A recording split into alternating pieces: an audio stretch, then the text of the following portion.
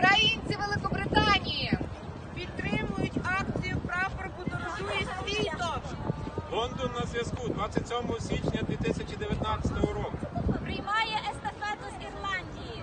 Передаємо прапор українцям в Португалію. Ми з вами навіки, кримські татари, хоче нам у грудях ваша сльоза, два стяги величні йдуть нині у парі. Єдність народів хай бачить земля, два прапори наші, дві наші святині, спадок безцінний нам від дідів. Хай бачить земля, що ми незборимі, і Крим, Україна во віки віків.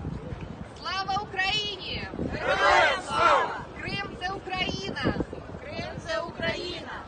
Crimean Tatars are the indigenous people of Crimea. And Crimea is our land. We live with Ukrainians and with Russians in peacefully. And we want our land back from Russia. We want to live in freedom, in free world. Crimea is Ukraine. Crimea is Ukraine!